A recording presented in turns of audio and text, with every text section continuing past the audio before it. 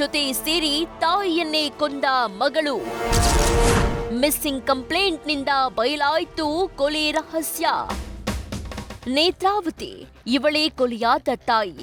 ವಯಸ್ಸು 36. ಬೆಂಗಳೂರಿನ ಸುಬ್ರಹ್ಮಣ್ಯಪುರದ ಸರ್ಕಲ್ ಮಾರಮ್ಮ ದೇವಸ್ಥಾನದ ಬಳಿಯ ಮನೆಯೊಂದರಲ್ಲಿ 17 ವರ್ಷದ ಮಕ್ಕಳ ಜೊತೆ ವಾಸವಿದ್ಲು. ಹೀಗಿರುವಾಗ ಅಕ್ಟೋಬರ್ 25 ಶನಿವಾರ ಮನೆಯೊಳಗೆ ನೇಣು ಬಿಗಿದ ಸ್ಥಿತಿಯಲ್ಲಿ ನೇತ್ರಾವತಿ ಶವ ಸಿಕ್ಕಿತ್ತು.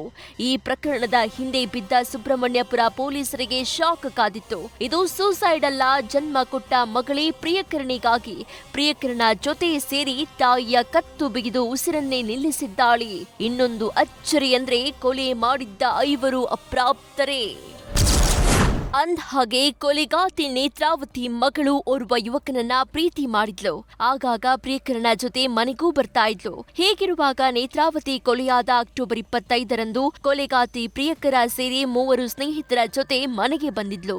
ಮಗಳು ತಪ್ಪು ದಾರಿ ತುಳಿತಿದ್ದಾಳೆ ಎಂದಾಗ ತಾಯಿ ತಿದ್ದಿ ಬುದ್ಧಿ ಹೇಳೋದು ಸಾಮಾನ್ಯ. ಅದರಂತೆ ಅವತ್ತು ಮಗಳ ಸಹವಾಸ ಕಂಡು ತಾಯಿ ನೇತ್ರಾವತಿ ಬೈದು ಜಗಳ ಆಡಿದ್ಲು. ಇದರಿಂದ ಕೋಪಗೊಂಡಿದ್ದ ಮಗಳು ಸ್ನೇಹಿತರು ಜೋರು ಗಲಾಟೆ ಮಾಡಿದ್ರಂತೆ.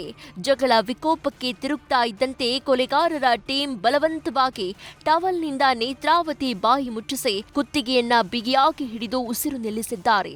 ಯಾವಾಗ ನೇತ್ರಾವತಿ ಜೀವ ಹೋಗುತ್ತೋ ಇದನ್ನ ನೋಡಿ ಗಾಬರಿಯಾಗಿದ್ದ ಪ್ರಾಪ್ತರ ಟೀಮ್ ಮತ್ತೆ ಮಾಡಿದ್ದು ಖತರ್ನಾಕ್ ಐಡಿಯಾ.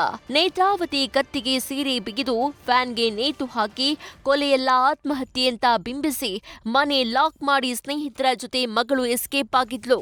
ಮರುದಿನ ನೇತ್ರಾವತಿ ಮಗಳಿಗೆ ಮೃತಳ ಅಕ್ಕ ಅನಿತಾ ಕರೆ ಮಾಡಿದ್ರೆ ಕರೆ ಸ್ವೀಕರಿಸಲ್ಲ. ಇದರಿಂದ ಅನುಮಾನಗೊಂಡು ಅನಿತಾ ಅಕ್ಟೋಬರ್ 27ಕ್ಕೆ ಮನೆಗೆ ಬಂದು ಕಿಟಕಿ ಓಪನ್ ಮಾಡಿ ನೋಡಿದಾಗ ನೇತ್ರಾವತಿ ಶವ ಪತ್ತೆಯಾಗಿದೆ. ಅಲ್ಲದೆ ನೇತ್ರಾವತಿ ಅಂತ್ಯ ಸಂಸ್ಕಾರಕ್ಕೂ ಅಪ್ರಾಪ್ತ ಮಗಳು ಬರೋದಿಲ್ಲ. ಹೀಗಾಗಿ ಅಕ್ಟೋಬರ್ 29ಕ್ಕೆ ಮಗಳು ಮಿಸ್ಸಿಂಗ್ ಅಂತ ದೊಡ್ಡಮ್ಮ ಅನಿತಾ ದೂರು ದಾಖಲಿಸಿದ್ದು ವಿಚಾರಣೆ ವೇಳೆ ಕೊಲೆ ರಹಸ್ಯ ಬಯಲಾಗಿದೆ.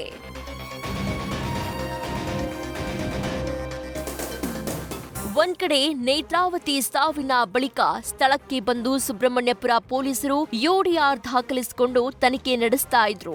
ಈ ಮಧ್ಯೆ ಮೃತಳ ಅಕ್ಕ ಅನಿತಾ ಮಗಳು ಮಿಸ್ಸಿಂಗ್ ಕಂಪ್ಲೇಂಟ್ ದಾಖಲಿಸಿದ್ರು. ಹೀಗಾಗಿ ಅನುಮಾನಗೊಂಡ ಪೊಲೀಸರು ತನಿಖೆ ಚುರುಕುಗೊಳಿಸಿ ಆಕೆಯ ಪ್ರಿಯಕರನನ್ನ ಮೊದಲಿಗೆ ವಶಕ್ಕೆ ಪಡೆದುಕೊಂಡು ವಿಚಾರಣೆ ನಡೆಸಿದಾಗ ನೇತ್ರಾವತಿ ಸಾವಿನ ರಹಸ್ಯ ಬಯಲಾಗಿದೆ. ಸದ್ಯ 5 ಅಪ್ರಾಪ್ತರನ್ನ ವಶಕ್ಕೆ ಪಡೆದ ಸುಬ್ರಹ್ಮಣ್ಯಪುರ ಪೊಲೀಸರು ತನಿಖೆ ಮುಂದುವರಿಸಿದ್ದಾರೆ. ತನ್ನ ಸ್ನೇಹಿತರ ಹುಡುಗರನ್ನ ಮನೆಗೆ ಕರ್ಕೊಂಡು ಬಂದ್ಬಿಟ್ಟು ಅಲ್ಲಿ ಇರೋದನ್ನ ಅವ್ರ ತಾಯಿ ಮಲಗಿದಾಗ ಎಚ್ಚರಗೊಂಡಿದ್ದ ನೋಡಿದಾಗ ಅದನ್ನ ಸಹಿಸ್ಕೊಂಡಂಗಿಲ್ಲ. ಹೀಗಾಗಿ ಆಕೆ ಅದನ್ನು ವಿರೋಧ ವ್ಯಕ್ತಪಡಿಸ್ತಾಳೆ. ನನ್ನ ತಾಯಿಗೆ ಬೈತಾ ಇದ್ದಾಳೆ ಅನ್ನೋದೊಂದೇ ನಿಟ್ಟಿನಲ್ಲಿ ಆಕೆಯನ್ನು ಕೊಲೆ ಮಾಡಿ ಕತ್ತಿಚಿಗೆ ಸಾಯಿಸ್ತಾರೆ. ಏನೇ ಹೇಳಿ ಹೆತ್ತು ಹೊತ್ತು ಸಾಕಿ ಸಲಹಿ ಮಗಳು ತಪ್ಪು ಹಾದಿ ಹಿಡಿತಿದ್ದಾಳೆ ಎಂದಾಗ ಬುದ್ಧಿ ಮಾತು ಹೇಳೋಕೆ ಬಂದ್ರೆ ಉಸಿರು ಕೊಟ್ಟ ತಾಯಿಯ ಉಸಿರನ್ನೇ ನಿಲ್ಲಿಸ್ತಾರೆ ಅಂದ್ರೆ ಇದು ನಿಜಕ್ಕೂ ಆಘಾತ. Chandrashekar, news first, Bengaluru.